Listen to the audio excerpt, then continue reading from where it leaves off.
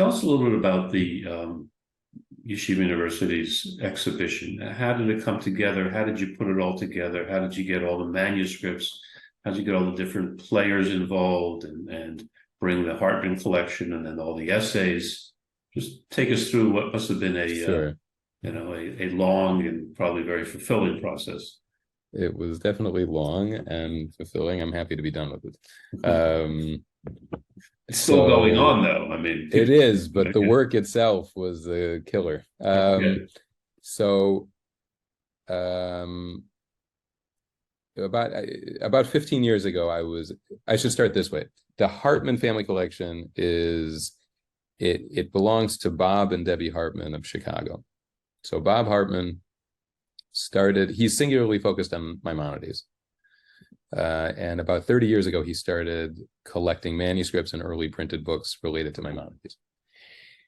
And about 15 years ago, he hired me to start writing about what he had, just piece by piece, cataloging it, but giving some larger context stories about what I could find, if there are notes, and what do we know about, the actual life, so to speak, of these objects, let alone what the texts refer to and that sort of thing.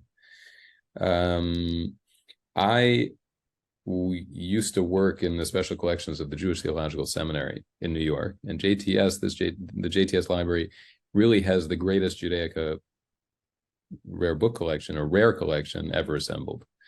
So I was co-curating exhibitions then, and I had been basically Sharon Lieberman-Mintz, who some of your viewers may be aware of. She's a curator of Jewish art at JTS, and she also is the senior consultant at Sotheby's, a senior consultant about Judaic at Sotheby's. She put me in touch with the Hartmans, and so that was about 15 years ago, and over the next several years, I was writing, and he had something like 50 to 60 pieces. Then a few years ago, just before the pandemic, he reached out. We were always in touch, but he said he was ready to have an exhibition. I'd written something like 150 or 200 pages of a catalog.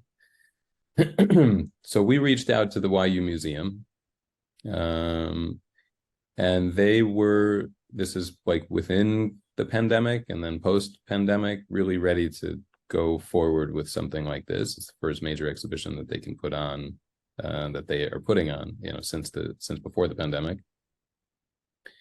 And so the Hartman collection is really the core of the exhibition. And then the YU Museum brought on Gabe Goldstein, who used to be he used to be a curator at the YU Museum, and now is interim director. But they brought him on in essence as project director. And Gabe said to me, "Let's make this not just about the Hartman collection itself, but use it. And what else can we get?" And so we reached out to the Bodleian Libraries of Oxford, which include autographed manuscripts. We reached out to JTS, to the Royal Danish Library in Copenhagen for illuminated manuscripts. We have pieces from the National Library of Israel, from HUC in Cincinnati. And the basic idea was to take, using the Hartman collection as the core and as its own path, to start with the Rambam, because we actually have autographed manuscripts from the Rambam, meaning his own hand, and follow this through the centuries until today. And it was a very long process and very intense, but it's great that we were able to do this. And I worked very, very closely with a designer named Barbara Sur, who works with the Smithsonian, and drove her crazy with all these questions and trying to change things, but ultimately we produced something that I think looks beautiful.